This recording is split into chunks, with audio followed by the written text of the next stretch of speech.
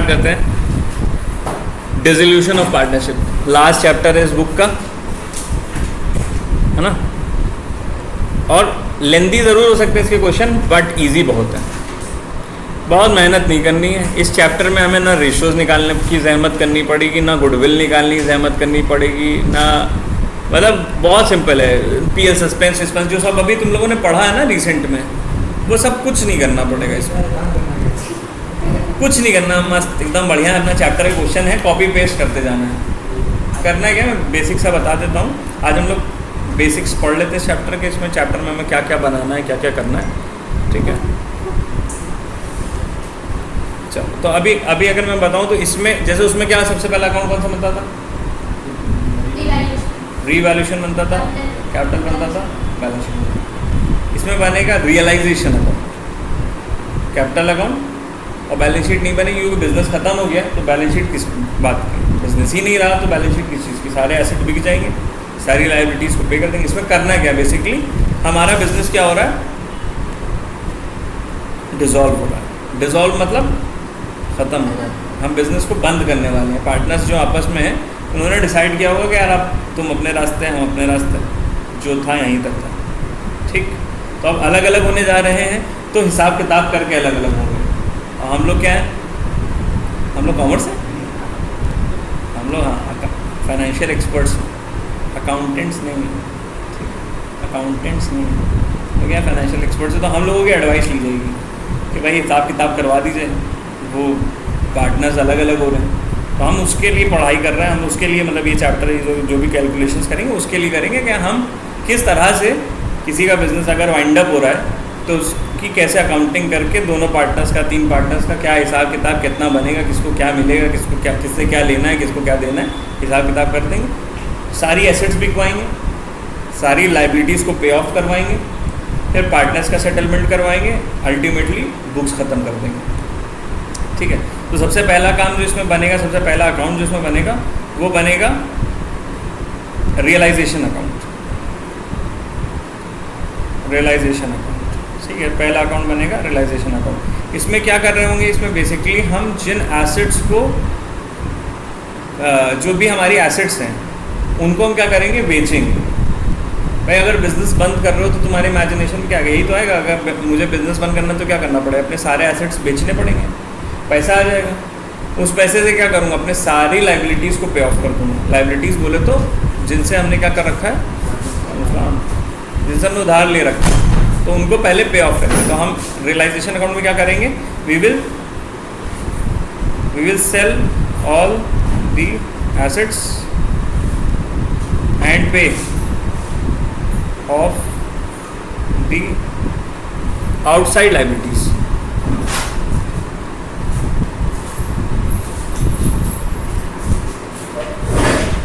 यानी कि हम करेंगे, सबसे पहला स्टेप जो हमारा होगा रियलाइजेशन बनाने में, वो हम क्या करेंगे, हम अपने सारे एसेट्स को बेचेंगे, उनसे पैसा उठाएंगे और अपने सारी आउटसाइड लाइबिलिटीज़ को पे ऑफ करेंगे। आउटसाइड लाइबिलिटीज़ मतलब बैंक का लोन, आउटसाइड लाइबिलिटीज़। हमें पता होना चाहिए कि आउटसाइड लाइबिलिटी क्या होती है और इंटरनल लाइबिलिटीज़ क्या होती है। क्या होती है इंटरनल लाइबिलिटीज़, क्या होती है आउटसाइड लाइबिलिटीज़, बताओ, कोई आइडिया है? सर्टिफिकेट क्रेडिटर्स क्या है, इंटरनल, आउटसाइड,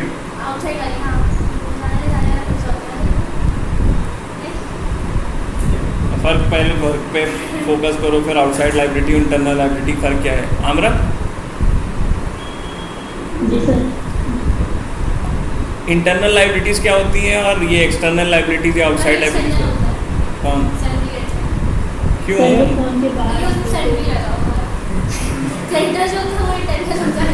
अरे भाई याद है कुछ साल पढ़ा था, तब कुछ बाहर का सिस्टम होता है तभी सैलरी लगाते हैं। अरे हमने कहा क्वेश्चन में सैलरी नहीं लगा तो इंटरनल हो गए वो। अरे बाप रे बाप। सर फॉर्म के बाहर वाली फेडरल ऑफिसर के अंदर वाली एक सेकंड वॉल्यूम कम आ रही है। हाँ बोलो, क्या एम्प्लॉयज़ की सैलरी? हाँ सर वो इंटरनल में आ जाएगा, इंटरनल में आ जाएगा, सही है। सर फॉर्म के बाहर वाले एक्सटर्नल होगी, फॉर्म के अंदर वाले इंटरनल।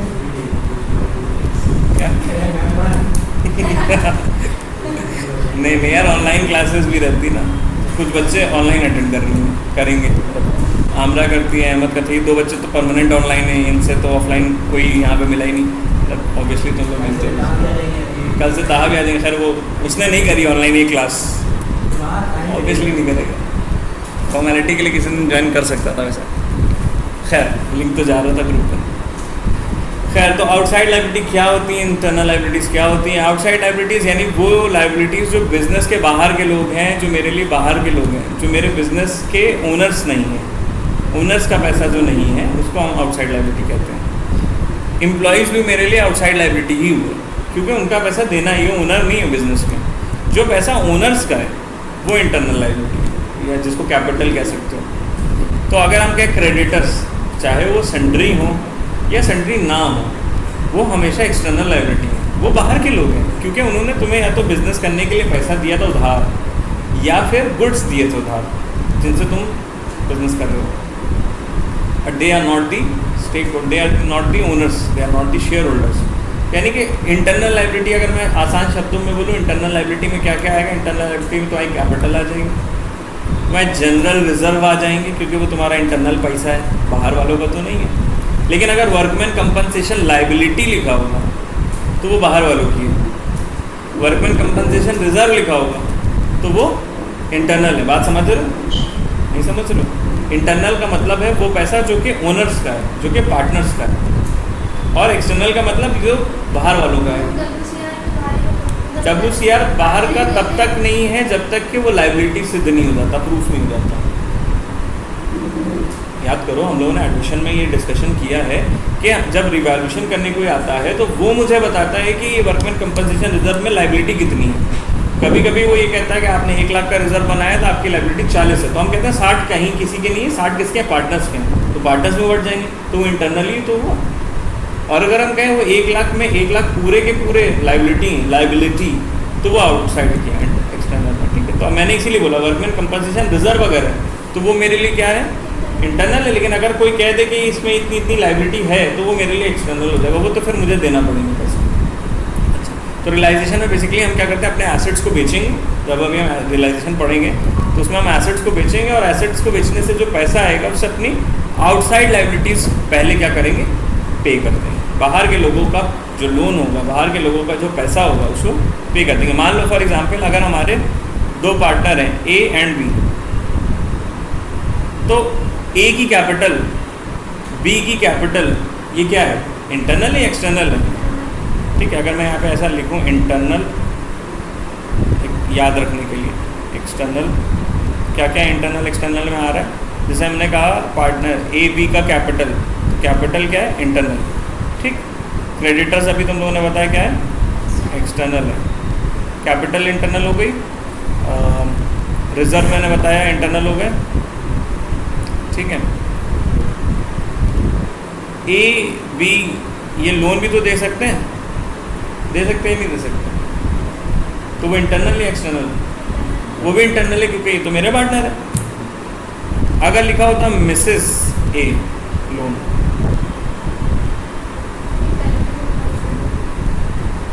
एक्सटर्नल इंटरनली होगा है, इंटरनल एक्सटर्नल इंटरनल रहेगा। आमरा इसे एक्सटर्नल रहेगा। तो इंटरनल पार्टनर से मतलब उसको रिलीज क्या मतलब? वो डिवोर्स करने का क्या है? अरे भाग, तुम तो आगे चले गए भाई। क्या? अरे भाई ये तो अल्टीमेट बोल देती कभी कभी, ये खुद लड़की हो। अरे हम मान रहे हैं कि मिस्टर ए है और मिसेस ए है, मतलब हम मान रहे हैं कि मिस, तो सर फिर एक्सटर्नल होगा। तो फिर एक्सटर्नल। अच्छा अब एक्सटर्नल, तो भाई समझे ना पहले। अच्छा तुम्हारे हिसाब, okay okay okay got it. तुम्हारे हिसाब से ये था कि हम मिस्टर मिसेस ऐसे ही लगा रहे हैं। ये मिसेस का मतलब है ए की वाइफ, यहाँ पे मिसेस लगाने का मतलब ये है कि ए की वाइफ। ठीक है, तो ये क्या है? Internal external? सर एक्सटर्नल है क्योंकि वो पार्टनर थोड़ी ना है। वेरी गुड, अच्छी बात है, सही है। ये एक्सटर्नल है, इनको हम इधर से की जगह यहाँ पे, ठीक है, ये एक्सटर्नल है। मिसेस ए जो है वो बाहर की हैं, वो मेरे पार्टनर नहीं है। ए और बी पार्टनर है, मिसेस ए जो है शी इज़ आउटसाइडर, तो जब हम रियलाइजेशन बना रहे हो तो एसेट्स बेच करके मिसेज ए का लोन पे करवा देंगे, मिस्टर ए का लोन अगर बाकी होगा तो बाद में देखा जाएगा। क्योंकि भाई देखो, प्रायोरिटी जब भी कोई बिजनेस बंद होता है तो प्रायोरिटी क्या होती है? प्रायोरिटी ये होती है कि अपनी जेबें भर लो, कि जिन लोगों की उधारियाँ हैं वो वापस कर दो।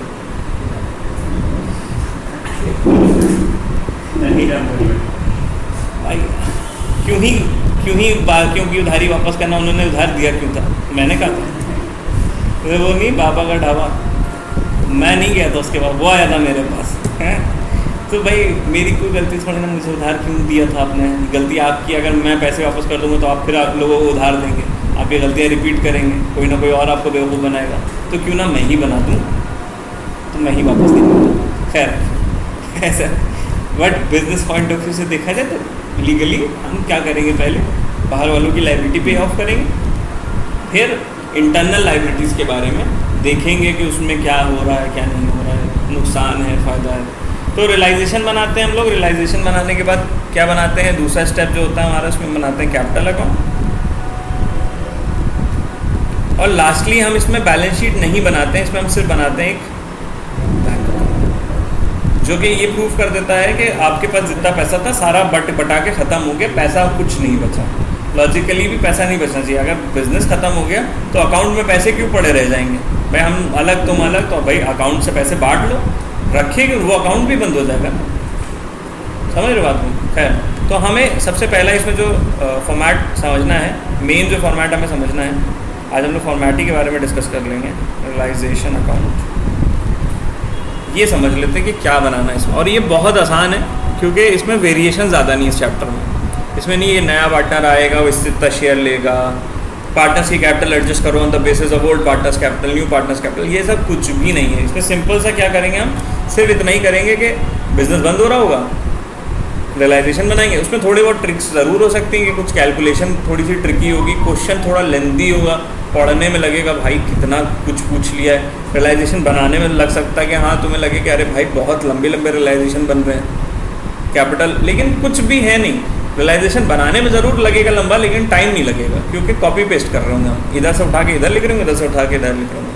अब क्या करना है इसमें ज़रा बताता हूँ। जब तुम अपने बैलेंस शीट को देखोगे, जो क्वेश्चन में मेंशन होती है बैलेंस शीट जो गिवन होती है, अगर तुम उसमें देखते हो तो उसमें होता क्या है बेसिकली, 2 के साइड में हम लिखते हैं all assets except cash bank, ठीक है।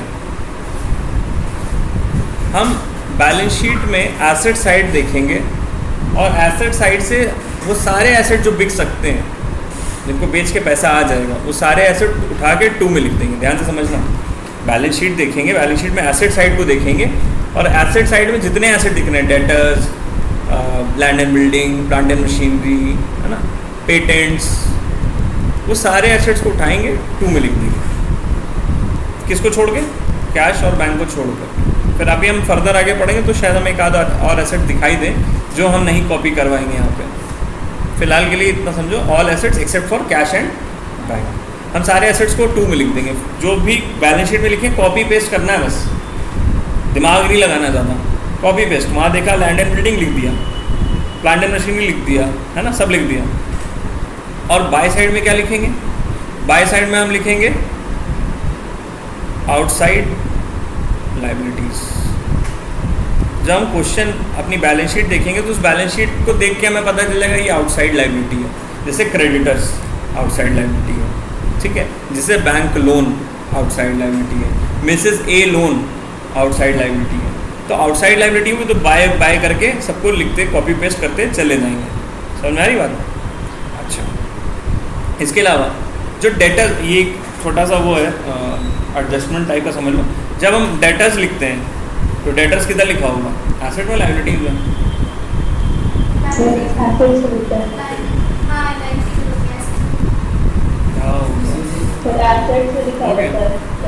चेक कर लें फिर, चेक, उसने चेक कर लिया, क्रॉस वेरीफाई कर लिया, सब मैच कर रहा है, चलो ठीक है। इसके बाद वाला, हाँ कोई बात नहीं, नरेशन तो अलग हो सकते हैं यार, नरेशन के नंबर नहीं होते, मतलब नरेशन ना लिखने के नंबर कटेंगे, बट नरेशन की लैंग्वेज के नंबर नहीं होते। कुछ भी लिख सकते हो, बीइंग ह्यूमन लिख दो। टीचर पढ़ता है कि नहीं पढ़ता है डैट डिपेंड्स, मतलब बीइंग ह्यूमन मत लिख देना यार, ऐसा भी मत करो टीचर के साथ। खैर मतलब कहने वाला है बहुत उसको बहुत ज़्यादा कि हाँ बहुत सजा करके नरेशन लिखने की कोई ज़रूरत नहीं है। यू विल गेट मार्क्स अगर तुम नरेशन में कुछ लिख देते हो। करना इलस्ट्रेशन वगैरह करना हो सके तो क्वेश्चन ही स्टार्ट कर देना। ये इलस्ट्रेशन है तो सॉल्व वाला था, अब इसके आगे क्वेश्चंस हैं। सॉल्व था, इसका तो सोल्यूशन दिया था ना, अनसॉल्व वाला कर लेना, कल करते हैं। यस बिल्कुल यार, कैसे होगा, हो जाएगा कल। अब क्या पता तुम कल भी देर से सोगे उठो शायद। चल खैर, तो हमें डेटर का एडजस्टमेंट बता रहे हैं। डेटर कहाँ लिखते हैं? एसेट्स में लिखते हैं।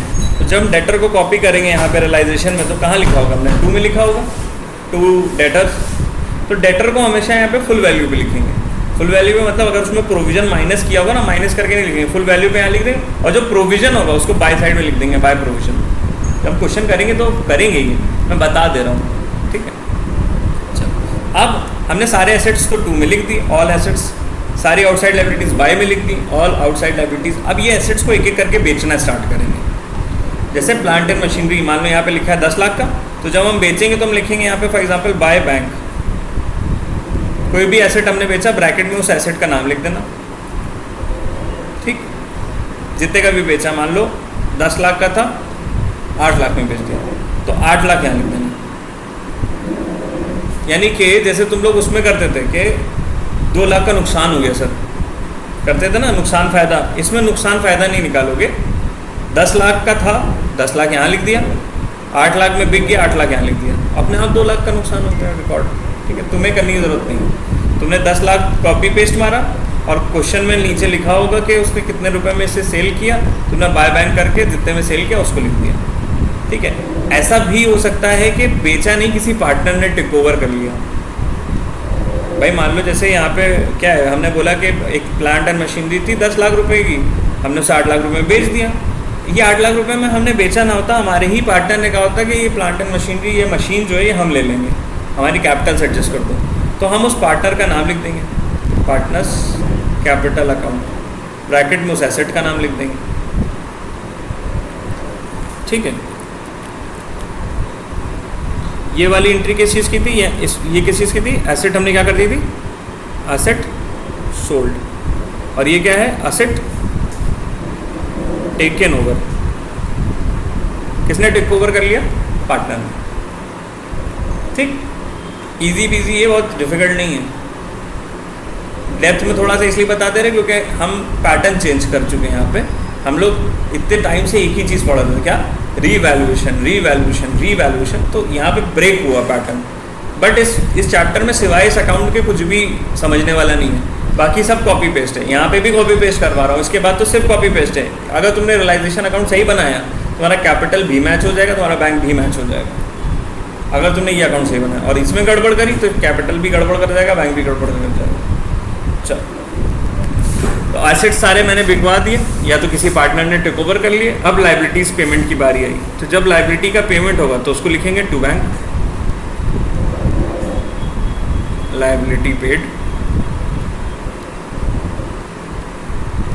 और ऐसा भी हो सकता है कि किसी पार्टनर ने कहा हो कि मैं लायबिलिटी पे कर दूंगा, मेरी कैपिटल बढ़ा देना, मेरी कैपिटल सेट जाता। भाई मान लो जैसे बिजनेस बंद कर रहे थे, एक हमारे क्रेडिटर थे जिनके शॉप से हम लोगों ने उधार में 2 लाख रुपए का सामान खरीद रखा था, उनका पेमेंट करने के बाद भी अभी 50,000 रुपये देना बाकी थे। तो हमारे पार्टनर ने, मान लो हैदर पार्टनर है, हैदर ने कहा वो मेरे घर के पास रहता है, उनको दे देंगे 50,000 रुपये। कोई यहाँ से जाता देता सेटल वेटल करता है, हैदर ने कहा हम दे देंगे। तो हम क्या करें भाई, हैदर के नाम से हाँ 2 पार्टनर्स कैपिटल कर दें और हैदर की कैपिटल को 50,000 से बढ़ा दें। जब हैदर को फाइनल पेमेंट करेंगे तो 50,000 रुपये ज़्यादा दे देंगे। हाँ ठीक है, समझ गए। और हैदर के जो पहले के हम लोगों के 10 लाख उधार थे उसमें ये 50,000 काट लेंगे। समझ रहे? अब 9.5 लाख रुपए हैदर से ले लेंगे। हैदर शुक्रिया।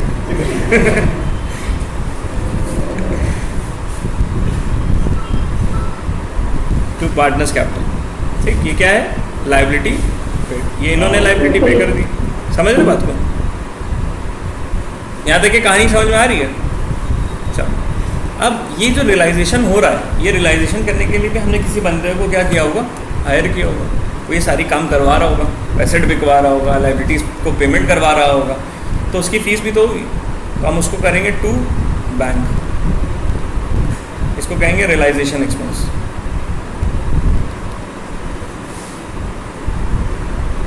इनकी फ़ीस पे कर देंगे। यहाँ तक समझ में आ गया? अच्छा, अब कुछ नहीं, अब टू साइड का टोटल करेंगे, बाई साइड का टोटल करेंगे और देखेंगे प्रॉफिट या लॉस आ रहा है। 90% केसेस में लॉस आएगा। 90% केसेस में बिजनेस बंद हो रहा है, तो मोस्ट ऑफ द केसेस में रीज़न बिजनेस बंद होने का यही होता है कि लॉस है। लेकिन मैंने इसीलिए बोला 90% केस में, 10% केसेस में प्रॉफिट आएगा। तो ये नहीं कि घबरा गए अरे भाई ये कैसे हो गया, क्योंकि पहले क्वेश्चन जितने लगाए थे उसमें सब में लॉस आ रहा था, मेरे में प्रॉफिट कैसे आ गया? आ सकता है, ज़रूरी नहीं कि बिज़नेस बंद करने का रीज़न यही हो कि हमें लॉसेस हो रहे थे। मे भी हो सकता है कि हम बिज़नेस कंटिन्यू नहीं करना चाहते अब साथ में, इसलिए बिज़नेस बंद कर रहा हूँ। तो बिज़नेस हो सकता है ये सब करने के बाद भी प्रॉफिटेबल या रियलाइजेशन में प्रॉफिट में चले जाएँ, यानी एसेट बेचने के बाद, लाइबिलिटीज़ पे करने के बाद भी हमारा फ़ायदा हुआ, ज़्यादा पैसा बचा, पार्टनर्स में वो पैसा बट जाएगा। तो हम यहाँ पे क्या करेंगे, मतलब इसको क्या करेंगे? बैलेंस करेंगे, निकालेंगे क्या? टू प्रॉफिट ऑन रियलाइजेशन, ठीक है? प्रॉफिट ऑन रियलाइजेशन निकालेंगे, या लॉस भी हो सकता था तो बाय लॉस ऑन रियलाइजेशन करेंगे। प्रॉफिट या लॉस जो भी आएगा, और मान लो जैसे 2 पार्टनर हैं तो ये इनके कौन से रेशियो में बढ़ जाएगा? इसमें एक ही रेशियो है, गेनिंग, सेक्रीफाइसिंग, ओल्ड वोल्ड, ये सब कुछ नहीं है। इसमें एक रेशियो दिया होगा पूरे क्वेश्चन में, ना तुम्हें नया निकालना है। हाँ वही प्रॉफिट शेयरिंग रेशियो जो होता है, बस वही। ओल्ड न्यू, गेनिंग, सेक्रीफाइसिंग, ये सब करने की कोई ज़रूरत नहीं। इस चैप्टर में गुडविल निकालने की कोई ज़रूरत नहीं। Goodwill, hidden goodwill, capital adjustments, जितने सारे टॉपिक्स तुमने पढ़े, कोई टॉपिक इस चैप्टर पे अप्लाई नहीं होगा, क्योंकि बिजनेस ही नहीं रहेगा तो फिर हम एडजस्टमेंट्स किस बात की कर रहे हैं? कोई आ नहीं रहा नया तो गुडविल लाएगा नहीं, सब जा रहे हैं तो कोई किसी को गुडविल देगा नहीं। गुडविल का कॉन्सेप्ट ही क्यों था कि भाई मेरा बिजनेस छोड़ने की वजह से तुमको फ़ायदा होगा, इसलिए तुम मुझे गुडविल दो, ये था ना। या मैं आ रहा हूँ नया पार्टनर बन के, इस वजह से तुम्हारा शेयर कम हो गया इसलिए मैं तुम्हें गुडविल दूंगा। लेकिन यहाँ तो बिजनेस ही बंद हो जा रहा है, तो गुडविल कहाँ से आएगा? ना गुडविल है ना, ना पीएल सस्पेंस है क्योंकि डेथ नहीं है। तो इस चैप्टर में बहुत सारे एडजस्टमेंट्स हैं जो हम लोगों ने पीछे पढ़े, हमें कोई एडजस्टमेंट करने की यहाँ पे आवश्यकता नहीं है, ठीक। इसके बाद क्या बनाएंगे हम लोग? इसके बाद बनाएंगे कैपिटल अकाउंट। अच्छा देखो कैपिटल अकाउंट, मान लो कैपिटल में ए है और बी है, तो भाई सबसे पहले तो यहाँ बैलेंस लिख लेंगे, ठीक। फिर उसके बाद अगर कोई रिज़र्व होंगे तो बंटवा देना भाई, रिज़र्व वगैरह जो होंगे वो बांट देना।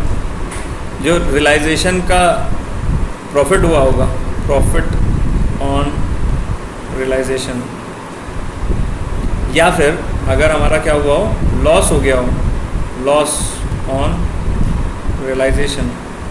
तो अगर प्रॉफिट हुआ है तो बाय, ये तो पता ही है, बेसिक सी चीज़ है, ठीक है। अब कुछ एडजस्टमेंट है जो थोड़ा सा ध्यान दे के करने हैं, मतलब ऐसा कुछ ट्रिकी नहीं है, सिर्फ आंखें खोल के करने हैं। क्या? अगर तुम्हारे किसी पार्टनर ने यहाँ पे कोई एसेट एक्वायर किया है, जैसे ये किया किसी पार्टनर ने, तो भाई उसकी क्रॉस एंट्री कैपिटल अकाउंट में दिखेगी, ठीक है। तो जैसे पार्टनर ने कोई एसेट परचेज करी तो यहाँ पे लिखेंगे टू रियलाइजेशन, और एसेट वगैरह जो खरीदी थी चाहे तो वो लिख देना। अब ए ने खरीदी तो ए के अकाउंट में, बी ने खरीदी तो बी के अकाउंट में। सिमिलरली अगर किसी पार्टनर ने लाइबिलिटी पे करी है, जैसे हमने बताया था हैदर ने अगर पे कर दी तो उसकी कैपिटल बढ़ जाएगी ना, तो वो भी हमें बाय साइड में देखने को मिलेगा, बाय रियलाइजेशन है तो सोच रहा है अरे यार अभी बढ़ा के काट देंगे फिर। ठीक है, लाइबिलिटी पे करी थी तो ए ने करी थी तो ए बी ने करी थी तो बी। बात समझ रहे हो? उसकी क्रॉस एंट्री जो ऊपर लिखा है ना उसकी क्रॉस एंट्री मार दी हमने। और इसमें अगर भाई किसी पार्टनर ने कोई पुराना पैसा उधार था तो वो यहाँ पे काट लेंगे, जैसे लोन वोन था अगर किसी का तो वो काट लेंगे। फिर जो बचेगा उसको यहाँ पे लिखेंगे टू बैंक। बैलेंस शीट ही नहीं लिखेंगे। क्यों नहीं लिखेंगे? क्योंकि बिजनेस बंद, अब कहे का बैलेंस, अब तो पेमेंट करके ख़त्म करो ना यार। तो जैसे ए का पेमेंट बनता है, मान लो इधर का साइड का टोटल आता है 10 लाख रुपए बाय साइड का, और इधर के साइड में 2 लाख रुपए आता है, तो इन शॉर्ट हम ए को क्या 8 लाख रुपए दे देंगे, तो टू बैंक करके ए को 8 लाख दे देंगे, ऐसे बी को दे देंगे और ख़त्म हो जाएगा बिजनेस। ऐसे तो होगा। और लास्ट में हम क्या बनाएंगे? बैलेंस शीट नहीं बनेगी, इसमें क्या बनेगा? बैंक अकाउंट बनेगा। और वो बहुत सिंपल सा होगा। सबसे पहला आइटम जो इसमें लिखेंगे टू में, वो लिखेंगे टू बैलेंस BD। ये कहाँ से लिखेंगे? बैलेंस शीट में। जो तुम्हारी क्वेश्चन में बैलेंस शीट बनी होगी उस बैलेंस शीट में बैंक का एक बैलेंस लिखा होगा पहले से, जैसे 50,000, 40,000, 60,000, 1 लाख, वो लिख लोगे।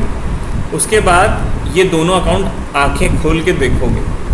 तो इस पूरे मैं बार बार मैं इस चीज़ को एम्फसाइज इसलिए कर रहा हूँ, अगर तुमने यहाँ गलत लिखा होगा ना तो तुम आगे भी गलत कर दोगे। क्योंकि अगर तुमने यहाँ बैंक की जगह कुछ और लिखा होगा तो फिर वो यहाँ अपने आप नहीं उठ के आ जाएगा, क्योंकि यहाँ से तुम्हें आंखें खोल करके कॉपी करने को कहने जा रहा हूँ मैं। जैसे यहाँ लिखा है बाय बैंक, एसेट लिखा है ना, ये वाली एंट्री, इसको किसी और कलर से करते हैं। ये वाली एंट्री क्या लिखा है? बाय बैंक लिखा है, ब्रैकेट में एसेट लिखा है। ये क्या था? ये एसेट बेची गई, पैसा आया, तो ये बैंक अकाउंट में दिखना चाहिए। तो ये एंट्री बैंक अकाउंट में दिखेगी टू साइड।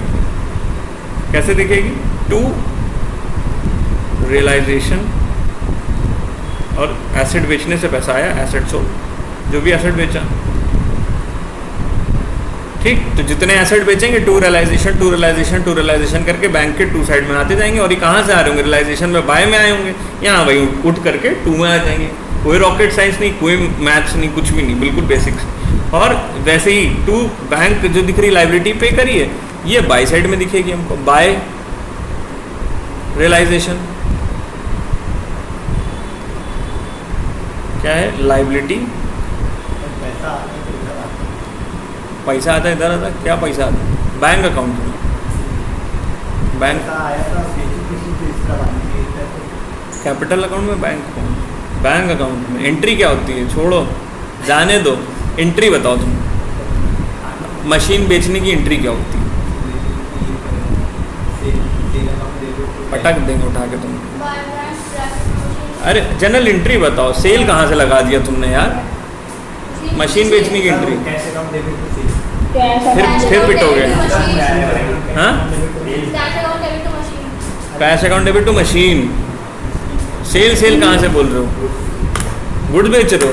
मशीन बोला मैंने, शब्द इस्तेमाल किया मैंने, मशीन। तो अभी क्या बोला तुमने? Cash account debit to machine या bank account debit to machine. Journal बना ली। इसकी लेजर पोस्टिंग कैसे करोगे? बैंक अकाउंट डेबिट में टू साइड में ही तो लेके जाओगे मशीन को, कहाँ ले जाओगे? बस ऐसी मुंडी ला रहे हो। तो यहीं टू ही में तो लेके गए। जब एसेट बेचेंगे तो टू में लिखेंगे, बैंक अकाउंट में। ठीक है, अब तुम एसेट के पॉइंट ऑफ व्यू से देखोगे तो जब एसेट आ रहा होगा तो टू बैंक लिखते हैं। कंफ्यूज मत हो, कैपिटल अकाउंट से तुम कंफ्यूज हो रहे हो, यहाँ इससे कंफ्यूज हो रहे हो। जब इसमें कैपिटल बढ़ती है तो बाय में लिखते हैं, और कैपिटल कम होती है तो टू में लिखते हैं। तो तुम कह रहे हो बैंक बढ़ता तो बाय में लिखते हैं। बैंक एसेट है, कैपिटल लाइबिलिटी है, उसकी एंट्रीज रिवर्स होती हैं। ठीक है, कंफ्यूज मत हो। तो ऐसे रियलाइजेशन लाइबिलिटी पे करी तो बाय में लिख दिया। ठीक है, अब क्या करेंगे? ये हो जाएगा। उसके बाद अगर किसी पार्टनर का लोन वोन था उसको भी तो पे करेंगे, तो हम यहाँ पे लिखेंगे बाय। जैसे मान लो एक्सेस लोन या पार्टनर्स लोन जो भी है वो पे करेंगे। और उसके बाद दोनों साइड का क्या करेंगे? टोटल करेंगे। और इसका भी दोनों साइड का टोटल क्या होना चाहिए? मैच होना चाहिए। और नहीं मैच हुआ इसका मतलब तो कुछ तो गड़बड़ कर दी दया। अब पता लगाओ, मतलब। और इसमें ये चैप्टर बाकी चैप्टर से आसान इसीलिए क्योंकि कोई एडजस्टमेंट्स नहीं हुए ना। कैपिटल में कोई एडजस्टमेंट हुए, ना बैलेंस शीट में कोई एडजस्टमेंट है, बैंक में कोई एडजस्टमेंट है। लेकिन तुमने अगर रियलाइजेशन में एंट्री गलत लिखी होगी तो आगे तुम कॉपी पेस्ट ही कर रहे हो, कॉपी पेस्ट अपने आप गलत हो जाएगा। तो तुम्हें बनाना सही से क्या है, इसमें रियलाइजेशन सही से बनाना है। अगर तुम रियलाइजेशन सही बना ले जाओगे इस चैप्टर में तो तुम्हारा कैपिटल ऑटोमेटिकली सही बनेगा, तुम्हारा बैंक भी ऑटोमेटिकली मैच हो जाएगा। ठीक है, और कोई बहुत हाई वो नहीं है इसमें कैलकुलेशंस वाले क्वेश्चंस, सिंपल सिंपल से क्वेश्चंस है, कैलकुलेटर होगा तो हो जाएगा। ठीक है, एक सेकंड